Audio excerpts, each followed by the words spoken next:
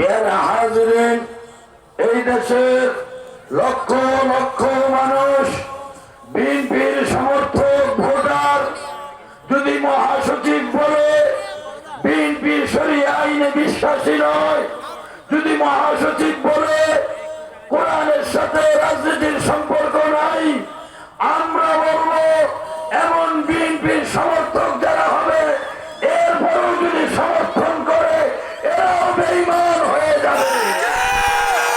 সুতরাং বিএনপির কর্মীদের উচিত নাস্তিকদেরকে ঘাপটি মেরে থাকা বিএনপির মধ্যে যারা আছে এদেরকে খুঁজে খুঁজে বের করে ভারতে হাসিনার অবৈধ স্বামীর কাছে পাঠিয়ে দেওয়া।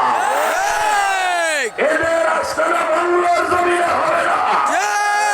নাস্তিকদের দেশ নয় বাংলা, এটা মুসলমানের বাংলা, এটা হাফিজির বাংলা, এটা শাইখুল হাদিসের বাংলা, আল্লামা আহমদ শফির বাংলা, আল্লামা জুনায়েদ বাবুনগরীর বাংলা, এটা আলেম ওলামার বাংলা। আমরা সবাই জানি এই দেশে 90% মুসলমান, 90% মুসলমানের দেশ। ভোটের সময় স্বাধীনতার এই 54 বছরে আমরা দেখেছি এই নাস্তিকগুলো ভোটের সময় মাথায় টুপি পরে। ঠিক অনুরূপ ফখরুল সাহেবকে দেখলাম সরমনে গিয়ে ফাঁসকুলি লাগাইছে যে কোরআনের সাথে রাজনীতি সম্পর্ক নাই ঘোষণা দেয়, বেঁচে বলে বিএনপি শরিয়া আইনে বিশ্বাসী নয়, তার মাথায় টুপি মাথায় দেওয়া মানায় না। তাকে প্রকাশ্যে ক্ষমা চাইতে হবে। এই দেশের ওলামায়ে কেরাম 16 বছর নির্যাতিত হয়েছে, আওয়ামী লীগের কাছে মাথা নত করে নাই। ফখরুল সাহেব মনে রাখতে হবে বিএনপির কাছে আলেমরা মাথা নত করবে না। আগামীর নির্বাচন হবে ইসলামী বিপ্লবের নির্বাচন। আগামীর বিপ্লব হবে ইসলামের বিপ্লব। আওয়ামী লীগ বিএনপি বুঝি না, ইসলাম বুঝি। স্বাধীনতার 54 বছরে নাস্তিকরাও মাথায় টুপি দিয়েছে এবং তারা মার্কা নিয়ে ভোট চেয়েছে আল্লাহর দোহাই দিয়া।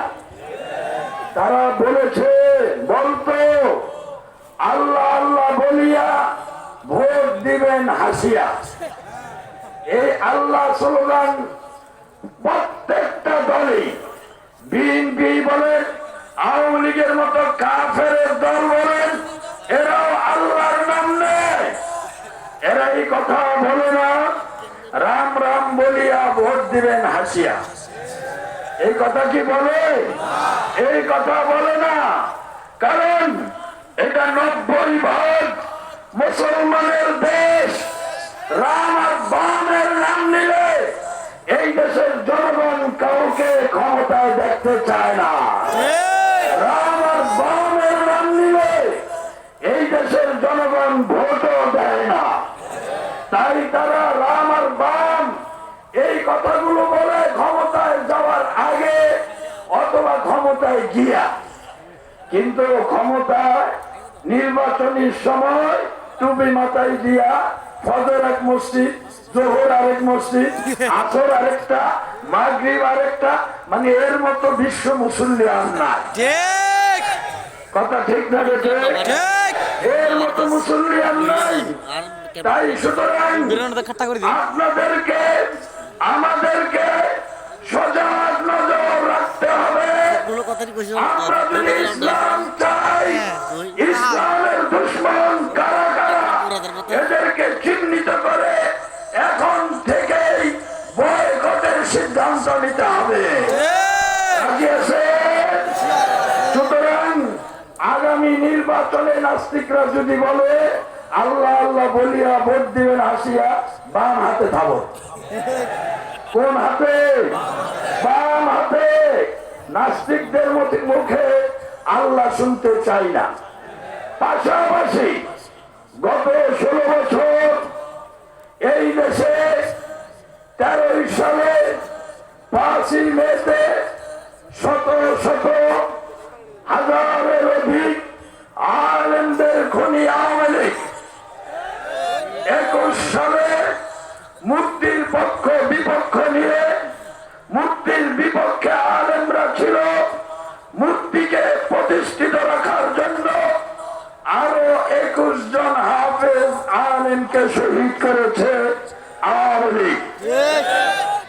এভাবে শুধু এতটুকুই শেষ নয়, হাজার হাজার আলেমকে মসজিদ থেকে, মাদ্রাসা থেকে, খানকা থেকে ধরে নিয়ে মিথ্যা মামলা দিয়ে আওয়ামী লীগের পেটুয়া পুলিশ বাহিনী মামলা দিয়ে জেলখানায় বন্দি রেখে মাসকে মাস, বছরকে বছর তারা নির্যাতন করেছে। সেই আওয়ামী লীগকে বলতে চাই, আওয়ামী লীগের স্লোগান বাংলার জমিনে আর হবে না, জয় বাংলা চলবে না। এখন থেকে স্লোগান হবে ইসলামী বিপ্লবের স্লোগান নারায়ে তাকবীর। আরো জোরে বলেন নারায়ে তাকবীর। এখন থেকে আল্লাহু আকবারের স্লোগান হবে। যেখানেই জয় বাংলা হবে মনে করতে হবে এইটাই হিন্দুত্ববাদের দালাল। হিন্দুরা, ভারতীয় হিন্দুরা মুসলিমদেরকে পাকড়াও করে তাদেরকে বাধ্য করে জয় শ্রীরাম কও। ঠিক কথা ঠিক কিনা?